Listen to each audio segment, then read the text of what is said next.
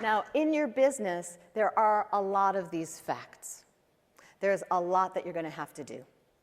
And the first time that I stumbled on the idea that using a story instead of just using the facts actually moved the sales process along was the very first time that I had to do a sales pitch.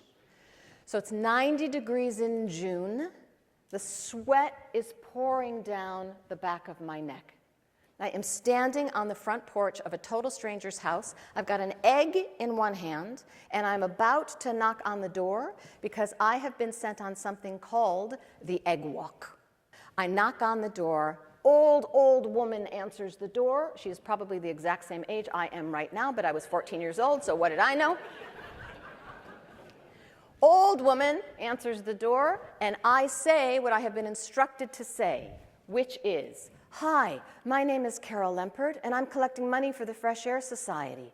The Fresh Air Society was founded in 1877. Since that moment in time, we have sent over 1 million children to camp, most of them from low-income families. We have 5 campsites in the Upper Peninsula of Michigan. Would you be willing to buy this egg for $0.25?" A lot of facts, right? But not the facts that this particular woman was interested in, because what she said to me was, "Where'd you get the egg?" Which made me a little nervous. My knees are shaking. I'm like, your neighbor. And she goes, "Barbara Creakin, I wouldn't drink a glass of water from that woman's house. No, thank you." And she shut the door.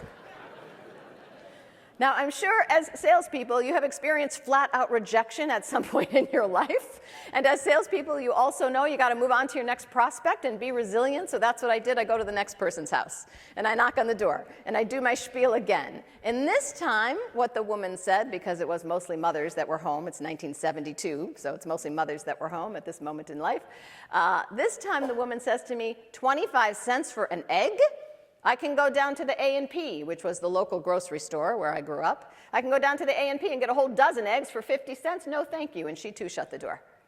The price objection. I go to the third person's house. I give my spiel again. And this time the woman says, "Well, that's very interesting. Tell me, why exactly do you want to raise money for the Fresh Air Society and not something else?" And so I tell her, "I've been going to camp since I was 5 years old, and it's at camp that I learned to swim. And my dad has a really good friend whose little boy drowned in a pool last summer because he didn't know how to swim.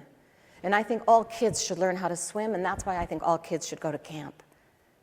And the next thing I know, she's handing me 50 cents. And that is the power of story.